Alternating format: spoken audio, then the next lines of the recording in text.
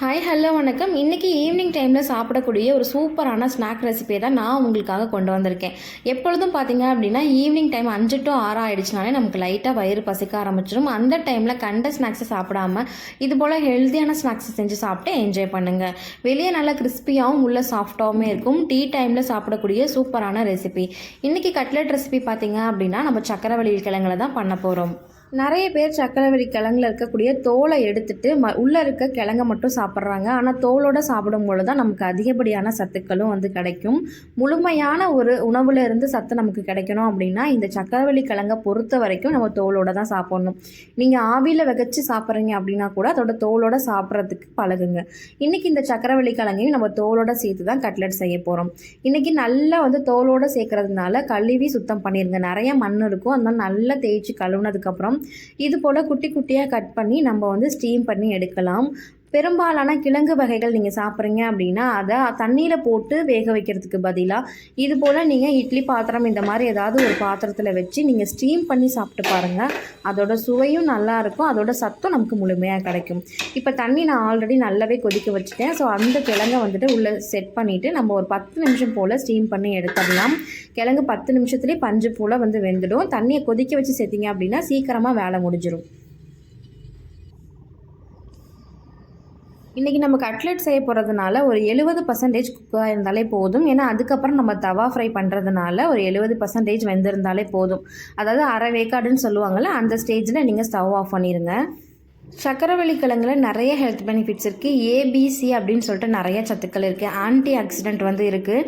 மெயினாக சக்கரவள்ளி கிழங்கை பொறுத்த வரைக்கும் அதோட தோல் பார்த்திங்க அப்படின்னா அந்த கலர் நமக்கு கேன்சர் வராமல் தடுக்கிறதுக்கும் நிறைய விதத்தில் கேன்சர் பரவாமல் இருக்கிறதுக்கும் இந்த சக்கரவள்ளி கிழங்கு பார்த்திங்க அப்படின்னா நிறைய இடத்த பிடிச்சிருக்கு அப்படின்னு சொல்கிறாங்க. ஸோ அதிக அளவில் சேர்த்துக்கிறது ரொம்பவே நல்லது. இது பார்த்திங்க அப்படின்னா குட்டி குட்டியாக நான் கட் பண்ணிக்கிறேன். ஸோ குட்டி குட்டியாக கட் பண்ணதுக்கப்புறம் ஒரு பவுலில் சேர்த்துட்டு உருளைக்கிழங்கெல்லாம் நம்ம மேட்ச் பண்ணி எடுப்போம்ல, அந்த மேஷர் வச்சுட்டு நல்லா மசிச்சு எடுத்துக்கலாம்.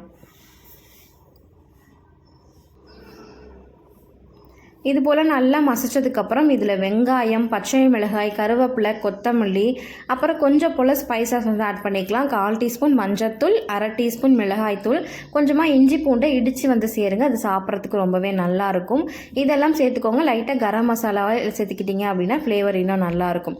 இதை நல்லா பிசைஞ்சதுக்கப்புறம் உங்களுக்கு எந்த ஷேப் கன்வீனியண்ட்டாக இருக்கோ அந்த ஷேப்பில் நீங்கள் உருட்டி தவாவில் போட்டு எடுத்துட்டிங்க அப்படின்னா அதிக அளவில் எண்ணெயும் நமக்கு யூஸ் பண்ணாமல் இருக்கலாம்.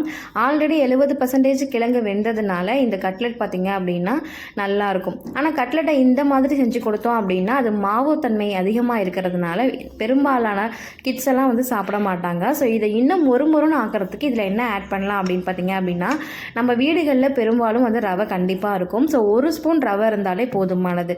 உங்களுக்கு எந்த ஷேப்பில் வேணுமோ அந்த ஷேப்பில் உருட்டினதுக்கப்புறம் ரவையில் ஒரு டைம் கோட் பண்ணிவிட்டு நீங்கள் தவா ஃப்ரை பண்ணிங்க அப்படின்னா நல்லா தவா ஃப்ரையில் பண்ணும் பொழுது ரவை நல்லா மொறுமொறுன்னு ஆக ஆரம்பிச்சிடும். ஸோ மேல் தோல் நல்லா மொறுமொறுனும் உள்ளே நல்லா சாஃப்டாகவும் இருக்கும்.